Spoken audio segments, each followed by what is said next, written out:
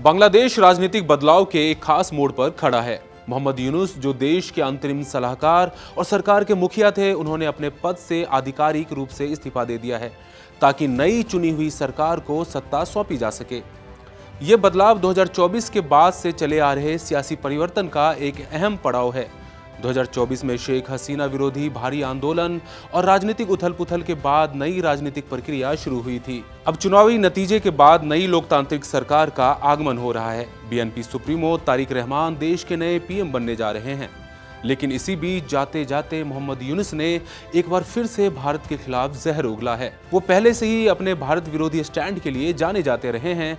ऐसे में सवाल ये उठता है कि उनके अभी के भारत विरोधी बयान के क्या मायने हैं। नमस्कार, मैं हूं आदित्य, आप देख रहे हैं India.com। मोहम्मद यूनुस ने अपने अंतिम संबोधन में कहा कि वो अब सत्ता से हट रहे हैं।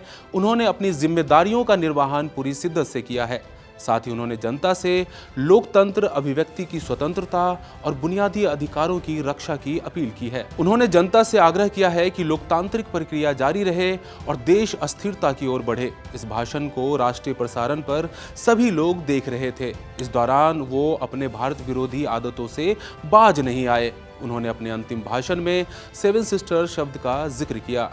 मोहम्मद यूनुस ने कहा, हमारा खुला समुद्र केवल भौगोलिक सीमा नहीं है, ये वैश्विक अर्थव्यवस्था से जुड़ने का द्वार है। नेपाल, भूटान और 7 सिस्टर सहित ये पूरा क्षेत्र आर्थिक समृद्धि की अपार संभावनाएं रखता है।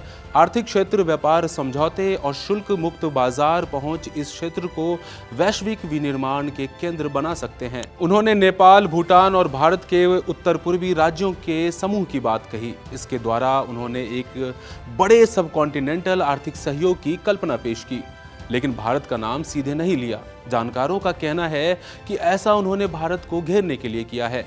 आपको बता दें कि यूनुस के कार्यकाल में पहले भी उनके कई नेताओं ने भारत से उत्तर पूर्व को अलग करने की धमकी दी थी। यूनुस का इस्तीफा ऐसे समय पर आया है जब नई सरकार के गठन का काम अंतिम चरण पर है।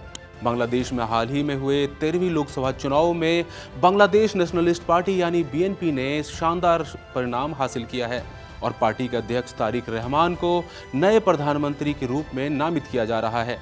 तारिक रहमान के आने से बांग्लादेश और भारत के संबंधों को एक नई दिशा मिलने की बात कही जा रही है। इसके साथ ही बांग्लादेश की राजनीतिक शक्ति संरचना में भी बड़ा बदलाव आ सकता है।